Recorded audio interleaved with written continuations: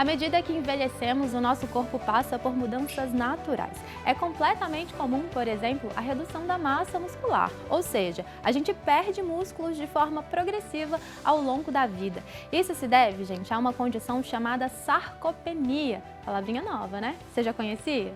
Bom, segundo a Sociedade Brasileira de Geriatria e Gerontologia, a sarcopenia é comum em pessoas com mais de 60 anos e pode gerar dificuldades para realizar simples atividades do dia a dia, como caminhar, subir escadas. Por isso, ao longo da vida, precisamos criar uma reserva de massa muscular. Interessante, né? E quem está aqui hoje para esclarecer tudo sobre esse assunto e compartilhar muitas dicas com a gente é a doutora Simone Lima, geriatra titulada pela Sociedade Brasileira de Geriatria e Gerontologia, e o Vitor Alvarenga, que é fisioterapeuta esportivo. Sejam muito bem-vindos, é um prazer receber vocês aqui, Obrigada. gente. Ainda mais para falar sobre esse assunto. Sarcopenia é realmente uma palavra nova para muita gente, para mim foi, né? Então, vamos começar já esclarecendo, né, o que é a sarcopenia e por que a gente perde massa muscular com o passar dos anos. Então, sarcopenia, antigamente a gente via muito só como perda de massa muscular. Hoje a gente já entende que a sarcopenia não é só a perda de massa, é a perda de força associada à perda de massa. Porque uma coisa é perder só massa, né? Outra coisa é você perder a função, aquela força do músculo. Então é uma associação, perda de massa e força muscular. E o que nos faz movimentar, fazer todas as atividades que a gente faz do dia a dia, chegar aí ao banheiro, comer, é a nossa musculatura. Então, quando a gente passa a perdê-la, isso é significativo e a gente precisa ter atenção, tentar frear esse processo de envelhecimento. Sim. E a gente percebe, então, que é algo natural, né? Mas tem a partir de uma idade que essa perda é mais intensa, assim, ela é progressiva, né? Mas como é que é isso na prática?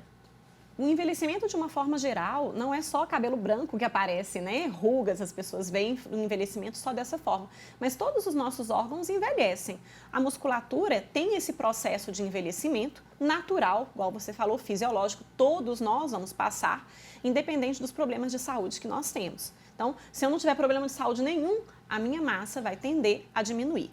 30, 40 anos, 50 anos, ela vai tendo uma perda gradual, não é de um dia para o outro, é no dia a dia mesmo, com o passar do tempo. A gente costuma falar a partir de décadas, né? A cada década perde uma porcentagem. E, claro, quando você vai atingindo 60, 70 anos, essa porcentagem vai aumentando, principalmente acima dos 80 anos. A porcentagem de perda aumenta mais ainda. E a gente está falando aqui do envelhecimento, né? Existem outros fatores que podem interferir nisso, né? Que podem gerar essa perda de massa muscular ao longo da vida? Claro, se a gente não tem uma boa prática de atividade física, né, Vitor? Acaba que as coisas vão se complicando com mais antecedência. É como se eu não tivesse me preparado para envelhecer. Então, a gente precisa preparar, inclusive, a musculatura. Se eu não faço exercício físico, se eu não tenho uma boa alimentação rica em proteína, isso tudo favorece um músculo mais fraco, mais pobre. E, Simone, você citou uma questão de doenças, né? Pessoas que têm alguma comorbidade também podem ser afetadas nesse sentido? Sim, tem doenças que facilitam essa perda, que aceleram essa perda ou dificultam o ganho. Ou um ou outro ele vai acabar atrapalhando nessa nossa poupança de músculo. Então, nós temos aí pacientes que tiveram AVC, que eles têm mais dificuldade de mobilidade, pacientes que têm algum grau de artrite, que vão ter mais limitação na hora do movimento, também acabam não tendo um reforço muscular adequado. Então, algumas doenças são mais características de piorar essa saúde muscular. Sim, e eu queria, assim, já adiantar aqui, Vitor, queria que você contasse pra gente por que a gente precisa da massa muscular, né? Por que ela é importante? Na verdade, a gente precisa de olhar o corpo como um todo e enxergar um pouquinho a longevidade, né? É porque a partir dos 40, 50 anos, a gente começa a mudar um pouquinho a nossa mentalidade e entender que a gente precisa de mais funcionalidade, igual a doutora Simone colocou. Então, em conjunto a isso, a gente tem que ter uma boa alimentação para ajudar nesse ganho de massa magra, não simplesmente movimentar, apesar que o nosso corpo ele foi feito para movimentar. A partir do momento que eu deixo meu corpo parado, sofro alguma lesão, fico acamado, nosso corpo vai atrofiar. E aí existe uma perda de 20, 30, até mesmo 40% de atrofia.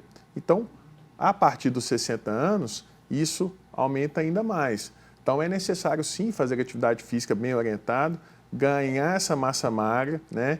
Que aí sim nós vamos ter essa poupança muscular, igual você está falando. E um grande exemplo que a gente tem disso, né, que aconteceu recentemente até a morte dele, é do Abílio Diniz, que foi um excelente atleta, sempre se cuidou e tudo, e viveu muito bem até os 84 anos, se não me engano. Ele é um exemplo disso, né? Fazia uma boa fisioterapia, se condicionava com personal trainer e se cuidou bastante e viveu super bem. Até outro dia mesmo ele estava esquiando.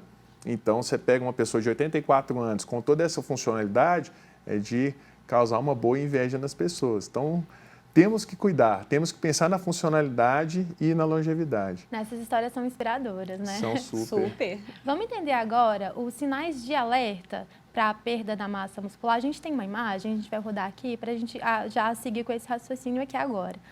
Olha só, a gente tem ali fraqueza muscular, dificuldade para levantar da cadeira, queda, lentificação da marcha, dificuldade para subir escadas e perda de peso. Como que vocês avaliam ali esses sintomas? Acho super importante, vou puxar a fala do Vitor aqui, da questão da funcionalidade. Saúde no idoso não é ausência de doença. Que fique bem claro, né, que saúde no idoso é o tanto de coisas que ele dá conta de fazer, essa funcionalidade. E para ter essa funcionalidade, essa independência, a gente precisa de musculatura, a gente precisa do ir e vir. Por isso que a gente precisa levantar da cadeira, evitar de cair, ter uma marcha adequada. Quando essas coisas vão ficando afetadas, isso vai impactar na nossa funcionalidade. Eu, às vezes, não dou conta de comprar um pão na padaria porque, né, não consigo levantar sozinho do sofá. Na hora da caminhada, acabo tendo quedas. Isso tudo prejudica a saúde.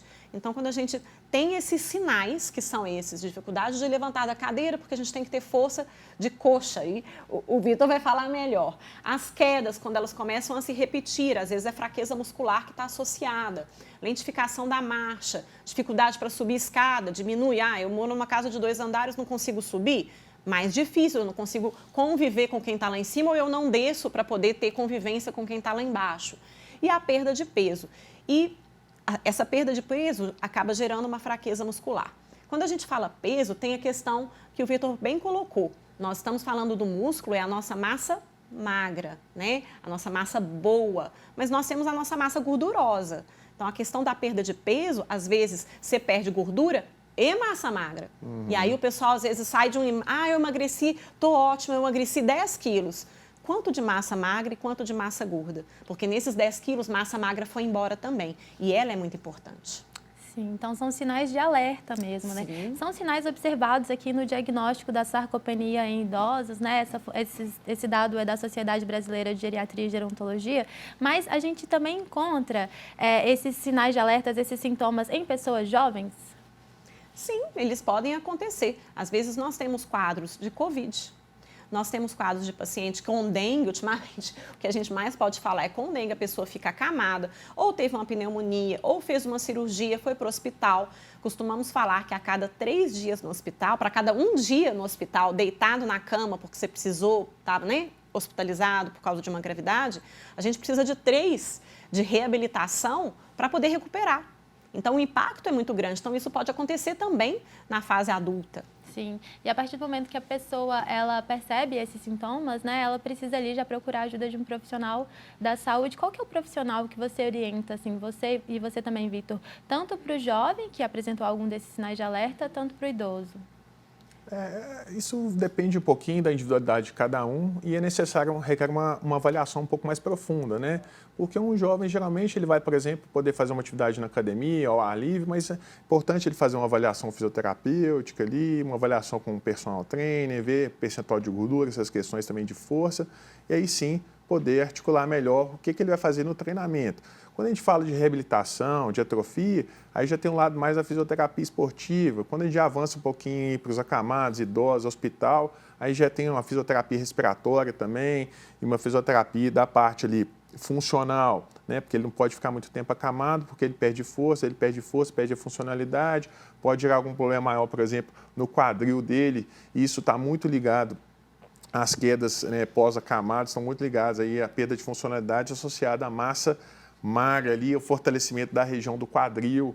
Então, isso tudo tem influências, né? Vai da individualidade de cada um, vai da idade, vai do sexo, do que a pessoa gosta. Isso tudo é importante, né? Colher os dados ali para poder ajudar de uma forma mais profunda. E não simplesmente, não, faz isso, faz aquilo. Acho que o conjunto da fisioterapia com a medicina, com a geriatria, com a medicina esportiva e até mesmo a avaliação cardiorrespiratória, porque muitas pessoas não pensam nisso, né? Já querem fazer atividade física e não sabem como que está a parte cardiovascular dela. Sim. E agora, assim, né, para a gente já caminhar para o finalzinho dessa primeira parte da conversa, a gente fala sobre criar uma poupança de massa muscular. Como que é isso? É no sentido de compensação? Acho que é importante comentar que ao longo da vida a gente trabalha a musculatura. A criança nasce sem saber andar, a gente vai ensinando, ela vai desenvolvendo toda a parte física, muscular e aprendendo alguns ganhos.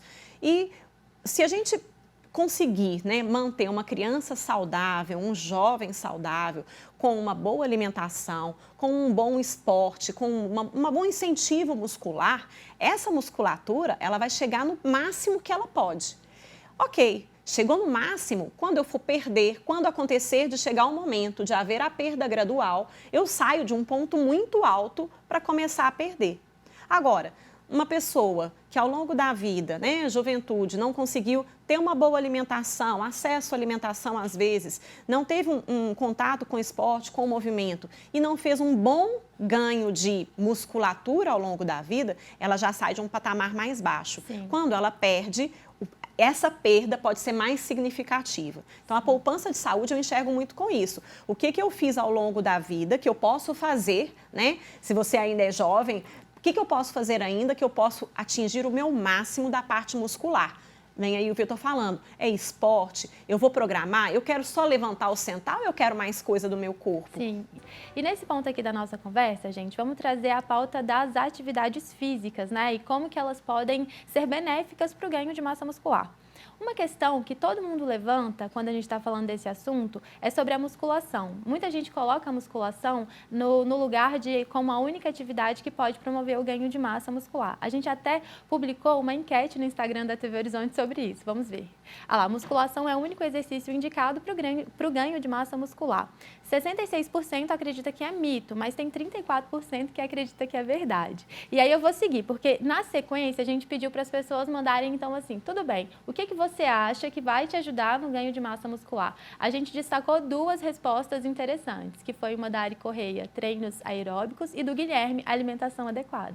Então, a partir, né, dessa interação com o nosso público, que é muito interessante, a gente costuma gostar bastante, a gente queria dar sequência. Eu pergunto para você, Vitor, musculação é ou não a única atividade para essa finalidade? É uma das principais. Estudos demonstram que quando você tem uma boa alimentação, um bom trabalho cardiovascular, aeróbico, anaeróbico e o treino de musculação, juntando os três, você vai ter muito ganho de massa magra e a perda de gordura. Igual a doutora Simone falou, perda de gordura é importante, mas também aumentar a massa magra é fundamental para que você também desenvolva força.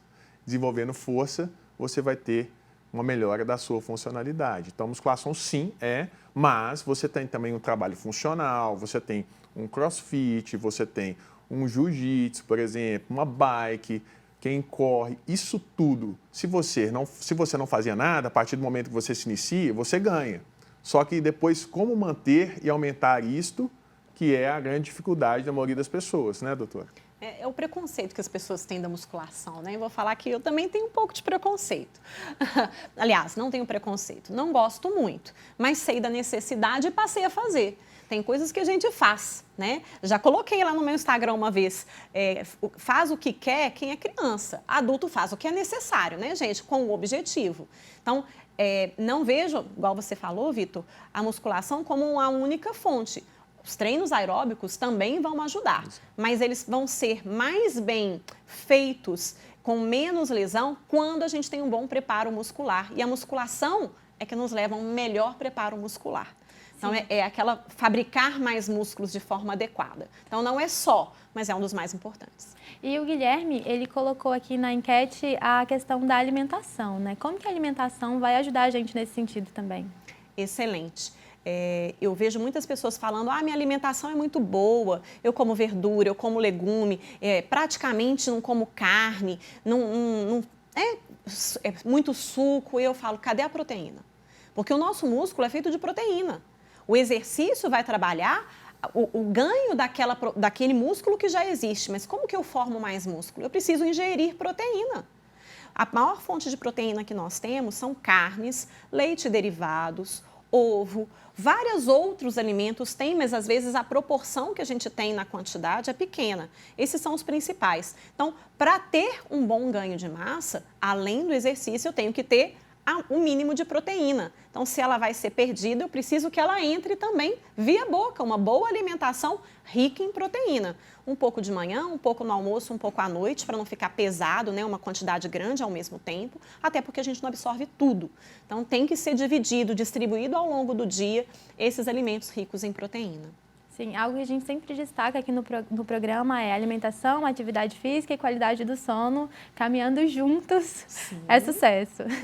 Com certeza. E não podia, gente, nesse programa hoje faltar inspiração, né? Por isso que agora eu vou chamar o depoimento da Marlene. Ele é ótimo, né? Vamos assistir. Meu nome é Marlene, eu tenho 75 anos, sou funcionária pública aposentada. Atividade física eu incorporei na minha vida há mais ou menos uns 30 anos. Isso me faz muito bem. Não quero diminuir nem abandonar. Isso melhora meu sono, melhora meu humor. Às vezes eu acordo desanimada, mas quando eu volto da atividade física, eu sou outra pessoa, com mais ânimo, com mais vontade de fazer as coisas. E hoje eu me sinto mais livre e com mais autonomia para fazer aquelas coisas que muita gente na minha idade não consegue. Eu tenho autonomia, inclusive, para caminhar, porque eu gosto de viajar. Eu tenho força para empurrar minha mala, para caminhar, para conhecer os lugares, sem ficar cansada e aproveitando bem do momento na hora certa. Eu diria para os jovens que têm preguiça de fazer essa atividade física, que incorporasse isso como hábito na vida deles. Porque é uma poupança para o futuro, para quando eles chegarem na minha idade, eles terem um corpo forte, um músculo forte, um corpo são e numa mente sã. E isso aí também proporciona o lado social, você encontra com amigos, você troca ideias, você bate papo, isso faz muito bem para o corpo e para a mente. Ah, linda demais. Amei esse depoimento dela, assim, é realmente inspirador, né? E o que chama muita atenção, a minha atenção na fala dela, é a questão que ela conta, né, de carregar a própria mala, é isso da mobilidade, né? A gente falou sobre a questão de levantar, sentar, subir escadas. Então, assim, o benefício é geral. Né? Sim, quando a gente pensa o que eu quero fazer quando envelhecer, eu, por exemplo, quero viajar, quero conhecer um monte de lugar, se Deus quiser vou ter dinheiro e saúde para poder fazer isso tudo. E saúde é isso, é conseguir carregar minha mala, conseguir ir para o aeroporto, caminhar nos lugares, né, para poder conhecer. Então eu preciso me preparar para isso. E ela falou, olha, atenção jovem, né, se você está achando que não vale a pena, não precisa, é importante para agora e para o seu futuro. E mesmo que você não seja mais tão jovem assim, pode começar aos 60, aos 70. Nunca fiz, dá para começar e dá para ter benefício. Sempre é importante lembrar. Sim. E aí, Vitor, é muito interessante essa parte da questão da mobilidade, porque você já falou, né, da importância da massa muscular. Para essa questão da nossa mobilidade mesmo, como que é, assim, na sua área? Como que você vê isso? Vou dar um exemplo aqui, muito interessante, é que a gente tem uma articulação do quadril e a gente tem todos os envoltórios, cápsula, tendão, ligamento e os músculos que compõem todo o nosso corpo, que inativo vai causar todos esses danos que a gente falou. Em idoso, por exemplo, a partir de 70 anos, 75, é muito comum as quedas e acomete mais aonde? Na região do quadril. Então, essas fraturas, por exemplo, se ele tem uma fratura e fica muito tempo acamado, isso pode levar até mesmo ao óbito. Isso é muito mais comum do que a gente imagina. Então, fazendo todo esse trabalho preventivo em academia, um trabalho de equilíbrio também é muito importante para que a pessoa tenha noção e percepção do corpo no espaço. A gente acha que é fácil isso, ter profundidade e tudo, mas a partir dos 70 nós vamos tendo problema também ocular, né, na nossa visão. Então, isso dá alteração de profundidade. Às vezes você está andando ali, tem um lugarzinho mais elevado, o idoso vai, bate o pé, cai de mau jeito e já vai para um outro lado. E até então ele estava saudável. Então ele tem que ter uma resposta também muscular bacana para conseguir sustentar isso até mesmo numa queda. Tá? Então é isso, são essas funcionalidades que a gente às vezes não acaba pensando e que é muito importante para o nosso dia a dia. Então a fisioterapia esportiva compõe todo esse trabalho, a geriatria, a educação física, esse ganho de massa magra ele é muito importante. Tem que ter progressão de carga, tem que aumentar, tem que se estimular. E o mais legal que ela falou é a mente sã, porque você estando bem com a sua mente, o seu corpo também vai funcionar de uma forma plena. E é importante entender as limitações, né? Sim. Não existe um esporte ou uma atividade física indicada para todo mundo. Não é todo mundo que vai fazer caminhada. Pacientes que têm uma osteoartrose de joelho ou de quadril, às vezes eles não é o esporte mais indicado. Exato. Às vezes ele vai caminhar dentro da água porque tem menos impacto, porque se ele caminhar ele vai gerar dor. Então, muito cuidado. Existem vários tipos de atividades que podem ser feitas, então você precisa ser avaliado para ter uma melhor indicação e ter benefícios sem o prejuízo. Perfeito. Gente, vamos ter que marcar outro programa para continuar com essa pauta, porque se deixar... Agradeço demais a participação de vocês aqui, quero dizer que eu aprendi muita coisa. Que bom, fico feliz e espero que todos tenham absorvido alguma coisa do que a gente falou aqui, que é muito importante para o nosso envelhecimento. Eu agradeço muito a presença com a doutora aqui, Simone, a TV Horizonte, e até uma próxima. É isso. Bom, a perda de massa muscular ocorre durante o processo de envelhecimento, mas não deve ser encarada como um problema que só começa na terceira idade, hein? Você, jovem, escuta o que a dona Marlene disse, busca uma vida ativa, né? Pensa no seu bem-estar agora e no futuro também. E para você que já está aí na melhor idade, apesar dessa recomendação de começar uma reserva muscular desde cedo, nunca é tarde para iniciar uma atividade física. Tenha uma vida ativa, movimente-se. Essa dica é para todos. Bom, gente, de Bem com Você está chegando ao fim. Você pode rever o nosso programa no canal da TVH no YouTube. E lembrando que agora, além do perfil da TV Horizonte, né, o TV Horizonte Oficial, a gente está no Instagram, no @canal TVH. Segue a gente lá. Muito obrigada pela sua companhia. Te vejo no próximo programa. Tchau!